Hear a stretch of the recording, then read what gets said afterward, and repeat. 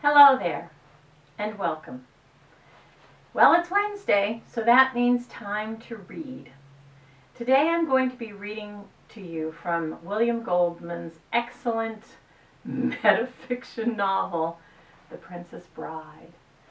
This book is so wonderful, and the movie's wonderful, and you should see the movie if you haven't, and you should read the book. And I'm not doing the little montage today because I'm going to read a little bit more extensive section. It doesn't really appear in the movie, but it's wonderful. And then tomorrow I'll give you a writing exercise based on William Goldman's wonderful book. This is from the section titled Inigo. I should warn you, I'm going to be doing some things that are a little bit culturally insensitive, but they're not meant to be. They're just meant to be fun and theatrical, because after all, William Goldman is one of the great screenwriters of all time, and this book is very theatrical. Inigo. In the mountains of central Spain, set high in the hills above Toledo, was the village of Arabella. It was a very small, and the air was always clear. That was all you could say that was good about Arabella. Terrific air. You could see for miles. But there was no work, the dogs overran the streets, and there was never enough food. The air, clear enough, was also too hot in daylight, freezing at night.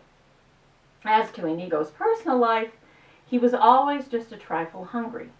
He had no brothers or sisters, and his mother had died in childbirth. He was fantastically happy because of his father, Domingo Montoya.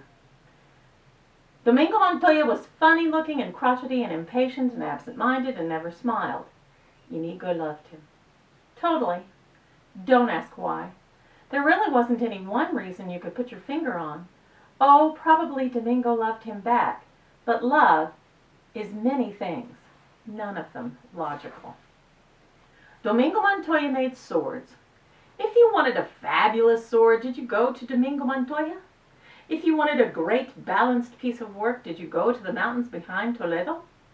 If you wanted a masterpiece, a sword for the ages, was it Arabella your footsteps led to? Nope. You went to Madrid, because Madrid was where lived the famous Yeste. And if you had the money and he had the time, you got your weapon. Yeste was fat and jovial and one of the richest and most honored men in the city. And he should have been. He made wonderful swords, and noblemen bragged to each other when they owned an original Yeste. But sometimes, not often mind you, maybe once a year, maybe less, a request would come in for a weapon that was more than even Yeste could make. When that happened, did Yeste say, "Alas, I am sorry, I cannot do it"? Nope. What he said was, "Of course, I'll be delighted. 50% down payment, please. The rest before delivery, come back in a year, thank you very much." The next day he would set out for the hills behind Toledo. "So, Domingo," Yeste would call out when he reached Inigo's father's hut. "So, Yeste," Domingo Montoya would return from the hut doorway. Then the two men would embrace, and Inigo would come running up, and Yeste would rumple his hair, and then Inigo would make tea while the two men talked. "I need you," Yeste would always begin. Domingo would grunt. "This very week I have accepted a commission to make a sword for a member of the Italian nobility. It is to be jeweled and crusted at the handle, and the jewels are to spell out the name of his present mistress, and..." No. That single word and that alone, but it was enough. When Domingo Montoya said no, it meant nothing else but. Inigo, busy with the tea, knew what would happen now. Yeste would use his charm. No. Yeste would use his wealth. No. His wit, his wonderful gift for persuasion. No. He would beg, entreat, promise, pledge. No. Insults, threats. No. Finally, genuine tears. No. More tea, Yeste? Perhaps another cup, thank you. Then big. Why don't you? Inigo hurried to refill their cups so as never to miss a word. He knew they had been brought up together, had known each other 60 years, had never not loved one another deeply, and it thrilled him when he could hear them arguing. That was the strange thing. Arguing was all they ever did. Why? My fat friend asks me why. He sits there on his world-class ass and has the nerve to ask me why. Yes, come to me sometime with a challenge. Once, just once, ride up and say, Domingo, I need a sword for an 80-year-old man to fight the duel. And I would embrace you and cry, yes, because to make a sword for an 80-year-old man to survive a duel, that would be something, because the sword would have to be strong enough to win, yet light enough not to tire his weary arm. I would have to use my all, to perhaps find an unknown metal strong but very light, or devise a different formula for a known one, mix some bronze with some iron and some air, in a way ignored for 1,000 years. I would kiss your smelly feet for an opportunity like that fat yeste. But to make a stupid sword with stupid jewels in this form of stupid initials so some stupid Italian can thrill his stupid mistress? No, that I will not do. For the last time I ask you, please. For the last time I tell you I'm sorry. No. I gave my word the sword would be made. Yes, they said. I cannot make it. In all the world no one can but you.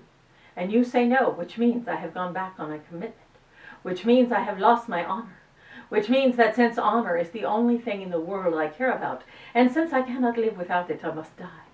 And since you are my dearest friend, I may as well die now, with you, basking in the warmth of your affection. And here, yes, they would pull out a knife. It was a magnificent thing, a gift from Domingo on Yeste's wedding day.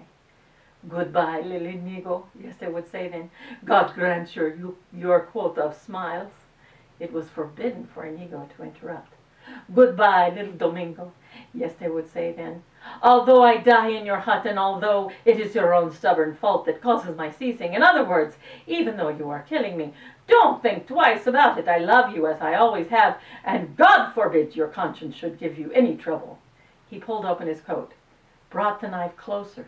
The pain is worse than I imagined, Yeste cried. How can it hurt when the point of the weapon is still an inch from your belly? Domingo asked. I'm anticipating.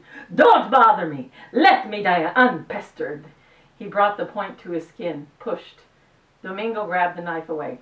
Someday I won't stop you, he said. Inigo, set an extra place for supper. I was all set to kill myself, truly. Enough dramatics. What is on the menu for the evening? The usual gruel. Inigo, go check and see if there's anything by chance in my carriage outside. There was always a feast waiting in the carriage. That's it for today. I hope you have a glorious rest of the day. And I hope you see me again, you gorgeous people.